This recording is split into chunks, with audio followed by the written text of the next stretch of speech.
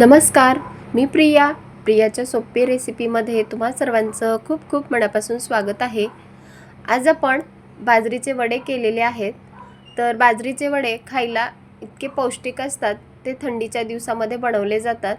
सध्या भरपूर प्रमाणामध्ये थंडी पडलेली आहे आणि बाजरी जी आहे ती खायला उष्ण असते, म्हणून थंडीच्या दिवसामध्ये आवर्जून बाजरीचे सर्व पदार्थ खावे। तर बघा, इथे आपण मेथी आणि बाजरी वापरून वडे केलेले आहेत, तर ते अजिबात तेलकट झालेले नाहीत। आणि हा जो पदार्थ आहे तो गुजराती आहे। तर गुजराती लोक जे आहेत ते स्नॅक म्हणून चहाबरोबर किंवा ब्रेकफास्टला सुद्धा हा पदार्थ खातात। तर बनवायला इतका सोपा आहे आणि खायला तितकाच टेस्टी आहे। तर रेसिपी शेवटपर्यंत नक्की बघा आणि व्हिडिओ जर आवडला असेल तर माझ्या चॅनलला प्लीज लाईक आणि सबस्क्राईब करा। चला तर मग रेसिपीला सुरुवात करूया।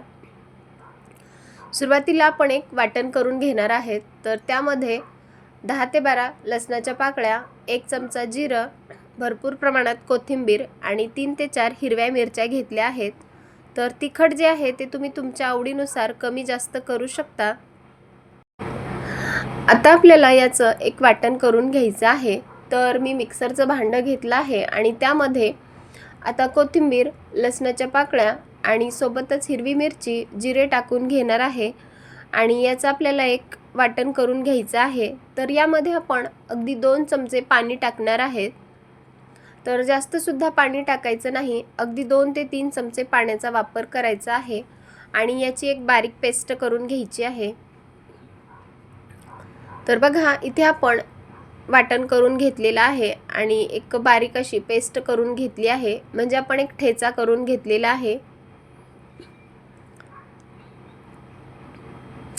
आता इथे मी मेथी घेतलेली आहे। तर साधारण मी 1 वाटी भरून मेथी घेतली आहे आणि मेथी जी आहे ती आपण स्वच्छ धुवून त्याची जी पानं असतात ती बारीक चिरून घेतलेली आहेत।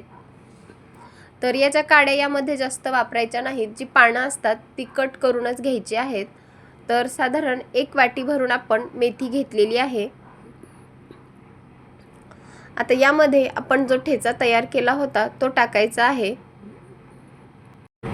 आता तुम्ही यामध्ये जर ठेचा आवडत नसेल तर लाल तिखट सुद्धा टाकू शकता।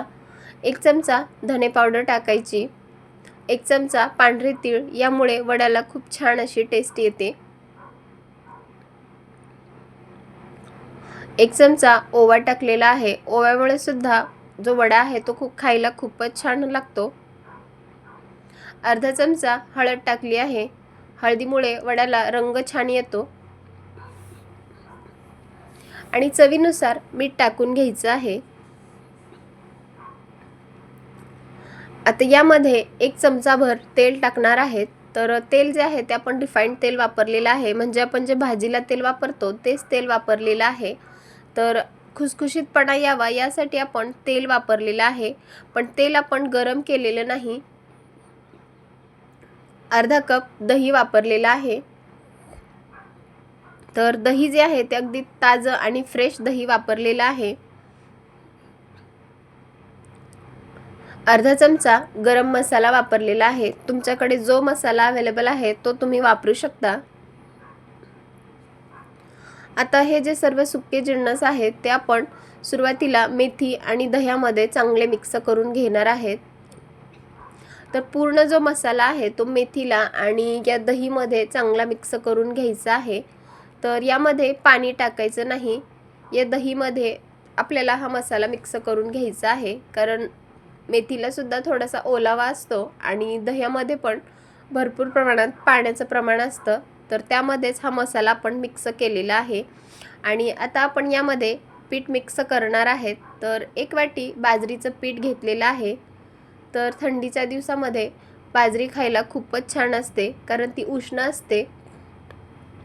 तर थंडीमध्ये आवर्जून तुम्ही हे बाजरीचे पदार्थ नक्की खावे। 1 वाटी आपण बाजरीचं पीठ वापरलेलं आहे, तर त्यासाठी 2 चमचे गव्हाचं पीठ वापरलेलं आहे। गव्हाच्या पिठामध्ये थोडंसं चिकटपणा असतो आणि बाइंडिंग छान येतं। 2 चमचे गव्हाचं पीठ वापरलं आहे, तर आपण 1 ते 1.5 चमचा बेसन पीठ वापरलेलं आहे।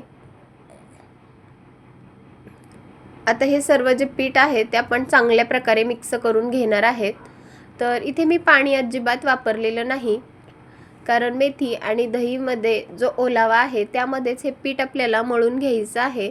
जर तुम्हाला लागलंच तर अगदी 2 ते 3 चमचे तुम्ही पाण्याचा वापर करू शकता आणि हे जे पीठ आहे ते मळून घेऊ शकता. आता अगदी आपल्याला सैलसर गोळा तयार करायचा आहे. तर इथे बघा मी पाणी न टाकता हे पीठ छान असं मळून घेतलेलं आहे. तर बघू शकता तुम्ही पिठाचं टेक्स्चर जे आहे ते. तर अशा प्रकारे आपल्याला हे पीठ मळून घ्यायचं आहे. आता हे पीठ आहे ते आपण एक 10 मिनिट रेस्टसाठी ठेवणार आहेत. तर हाताला थोडंसं आपण तेल लावून घेणार आहेत आणि परत जे पीठ आहे ते थोडंसं छान मऊ करून घेणार आहेत, कारण बाजरीच्या पिठामध्ये जास्त चिकटपणा नसतो. तर हाताला अगदी मी थोडंसं तेल लावून घेतलेलं आहे आणि हे तेल लावून आता आपण पीठ छान असं मऊ करून घेणार आहेत.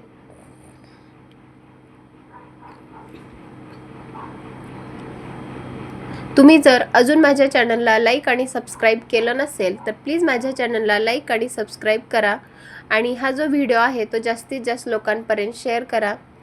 तर आता बघा इथे आपलं पीठसुद्धा छान असं मऊ झालेलं आहे. तर हाताला अगदी थोडंसं तेल लावून घ्यायचं आहे आणि हे वडे करण्यासाठी घ्यायचे आहेत.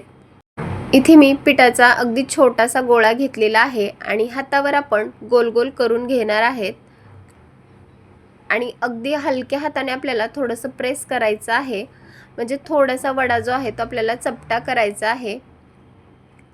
जर तुम्हाला अजून कुरकुरीत वडे पाहिजे असतील तर तुम्ही थोडंसं त्याला पातळसुद्धा करू शकता किंवा जाडसुद्धा करू शकता. तर बघा इथे आपला एक वडा तयार आहे. अशाच प्रकारे आपण बाकीच्या पिठाचे सुद्धा वडे करून घेणार आहेत. तर अजून एक वडा मी तुम्हाला करून दाखवणार आहे. तर अगदी छोटासा गोळा घ्यायचा आहे आणि त्याचा आपल्याला वडा करून घ्यायचा आहे. तर बघा अगदी हलक्या हाताने आपल्याला गोल पेढा करून त्यावर हलक्या हाताने प्रेस करून घ्यायचा आहे आणि इथे आपला दुसरा सुद्धा वडा तयार आहे. तर अशा प्रकारे आपण बाकीच्या पिठाचे वडे बनवून घेणार आहेत. इथे आपले वडे बनवून तयार आहेत. तर आपण हे लगेच तळण्यासाठी घेणार आहेत. गॅसवरती मी कढईमध्ये तेल गरम करण्यासाठी ठेवलं होतं. तर थोडंसं पीठ टाकून बघितलं तर तेल जे आहे ते चांगलं तापलेलं आहे. आता आपण लगेच वडे तळण्यासाठी घेणार आहेत. तर तेल जे आहे ते आपल्याला अगदी मंद आचेवर तापलेलं असावं आणि आता एक एक करून तेलामध्ये वडे सोडून घ्यायचे आहेत. तर कढईमध्ये जेवढे बसतील तेवढे वडे टाकू शकता. इथे मी एका वेळी 4 ते 5 वडे तळणार आहे.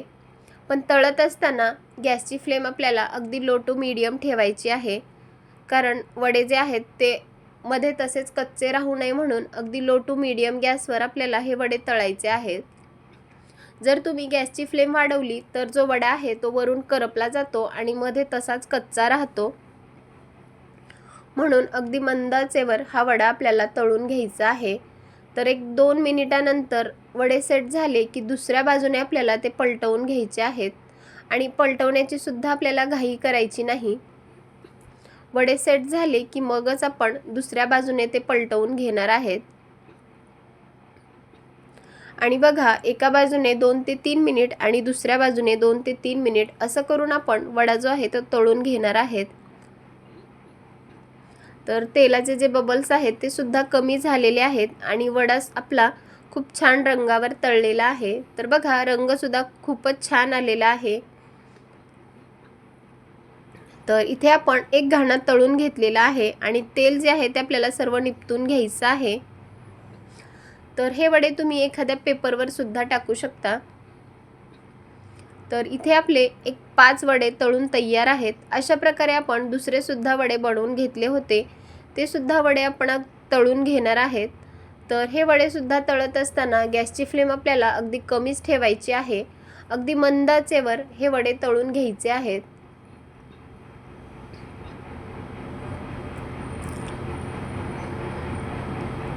तर सेट झाले की दुसऱ्या बाजूने आपल्याला वडे पलटवून घ्यायचे आहेत आणि दोन्ही बाजूने अगदी मंद आचेवर हे वडे तळून घ्यायचे आहेत. जेवढं तुम्ही मंद आचेवर हे वडे तळचाल तर तेवढेच वडे कुरकुरीत आणि क्रिस्पी होतात आणि खायला सुद्धा खूपच छान लागतात। इथे आपली दुसरी सुद्धा बॅच तळून झालेली आहे। आता वडे आपण तेलातून काढून घेणार आहेत।